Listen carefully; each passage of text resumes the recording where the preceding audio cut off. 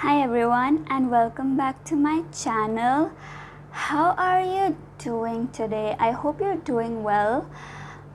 If you have read the title of this video, you know that today we are going to be talking about books that I have had to DNF for no fault of theirs. It's not them, it's me. I don't know why I DNF'd them, probably because I was too busy or I just wasn't in the right headspace to read them at that time. So I definitely plan on picking these books up again at some point, but today we're going to just go through and see what these books are, and this will also be a reminder to me to not buy new books, at least until I've finished these.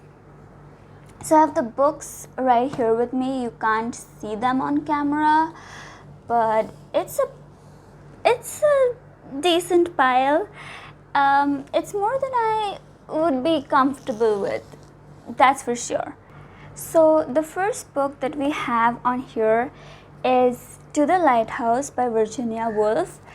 This was my first Virginia Woolf. I have not read any of her works before this, and it's a pretty small read. It's not that big. It's only around 155 pages, and I remember I had read almost half of it, even more than half of it I think, before I had to DNF it. Now the thing is that even though it's not that big of a book, it's not a quick read. You can't go through it pretty quickly, at least I couldn't. This was also my first time reading a stream of consciousness style of writing, which is what Virginia Woolf is best known for. And I don't know, maybe it's that stream of consciousness style, but it's just the writing is kind of disjointed, like it doesn't really flow. There is no ease of reading, if you know what I mean.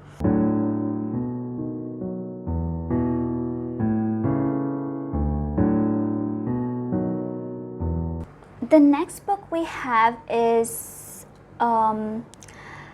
it's actually The Picture of Dorian Gray. This book has The Picture of Dorian Gray and a lot of other short stories by Oscar Wilde.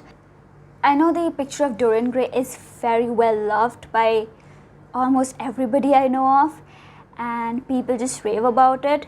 And I agree, because I was really enjoying the book, but I think I had exams or something when I was reading it, and then I had to stop reading it because I was busy studying, and then when my exams got over, I just wanted to pick up a new book. So I did not finish it. But this is probably like the book which I am the most excited and the most eager to pick up again amongst all the other ones. And I had read quite a bit. Like I was at page 90. Here's the bookmarks. So The Picture of Dorian Gray is about this young man, Dorian Gray, who is obsessed with beauty and his youth. He has a portrait painted in his likeness, which he becomes very possessive about. Then it's about Dorian's descent into debauchery and hedonistic pleasures, and every time he does something in that regard, he keeps looking as youthful as ever, but his portrait keeps changing every time, reflecting his sins. Trust me, this is a very base description of The Picture of Dorian Gray. I remember it being a lot more profound than this. But it's been a long while since I've read it, and I have to go back and read it again to be able to give you a better description of Dorian Gray. But this Picture of Dorian Gray, it's very high on my TBR, and I am going to pick it up. This one for sure. this is the next book that we have on here. It is The Lord of the Rings. It's all 3 books in one. It is hefty.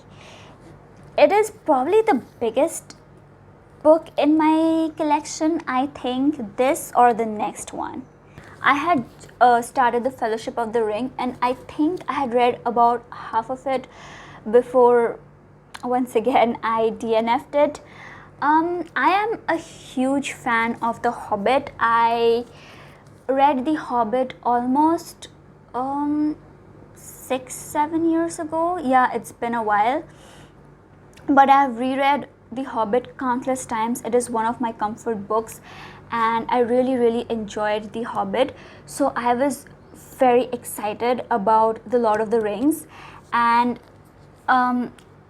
I wanted to purchase The Lord of the Rings as the whole set all at once rather than picking up each book individually. And this book was again on sale in Amazon. There's this, and there's the other like 3-in-1 box set of the one with the black cover. Yes, but this was on sale, so I just thought, why not pick this up? But I think I would have preferred it if I had chosen the box set, because this just isn't easy to read because it's so heavy. And a lot of the times I read before going to bed at night, so I just sort of have the book held up while I am in bed, and you can't do that with this one. It's just too heavy for that. Also, I'm a big fan of The Hobbit, and I was very excited to read The Lord of the Rings, which is, Hobbit is sort of the prequel to The Lord of the Rings, and this is, I guess, the one that everyone talks about. But I don't know, maybe it gets better, but at least in the Fellowship of the Ring, I wasn't really enjoying it that well. It just seemed very dense, and I think the Fellowship of the Ring is sort of the beginning, like things are leading up to the main events. The main events haven't really started as of yet. Maybe that is the reason, but there's also a lot of info dump right at the beginning, which just feels like too much. I do want to finish The Lord of the Rings. It is one of the few fantasy series that I am invested in. I don't really read a lot of fantasy apart from Lord of the Rings. I guess I have just read Harry Potter, all of the Harry Potter books, and I have read almost all of the books of the Chronicles of Narnia. Other than that, I haven't read any fantasy books. I don't want to pick it up again, although to be honest, I'm not very motivated because I wasn't enjoying Fellowship of the Ring. Does it get better in the next books? I don't know. Let me know, because that will really motivate me to pick it up again. This is the last book in this pile. It's Les Mis by Victor Hugo. Is it pronounced Les Miserables? I don't know, so I just call it Les Mis instead. I looked up the French pronunciation just now, but I wouldn't dare say that because I will definitely mess it up. So Les Mis it is. This was the other book I was talking about that is a contender for like the biggest book I own. I don't know which. Let's compare it. I think Lord of the Ring wins. I think Lord of the Rings is the biggest book that I own, but somehow this is heavier. So this huge chunker is 1,300 pages approximately, and here's the bookmark. I was around 495 pages through. So this is a huge epic saga. We are following Jean Valjean. He gets convicted unfairly, but then he manages to escape, and he is trying to turn his life for the better but his past just keeps haunting him. There are also a lot of other subplots in this book, but mainly we are following the story of Jean Valjean. I was really enjoying it. This is the kind of book that I love the best. It's about people and human suffering and human relationships.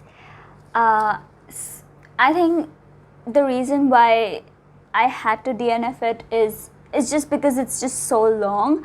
I think when I pick up this book the next time, I'll probably divide it into little portions and just read them while also reading other things in between, so that it just doesn't get too monotonous, because this is a big commitment and it's just hard to read it at once. Feels good to say that I like a book about human suffering. But so yeah, that is Les Mis. It is also a book that I'm really excited to pick up again, because I remember really loving it when I was reading it. So yeah, so that is the video for today. I hope you enjoyed it. Thank you so much for being here, and I'll see you in the next video. Bye bye.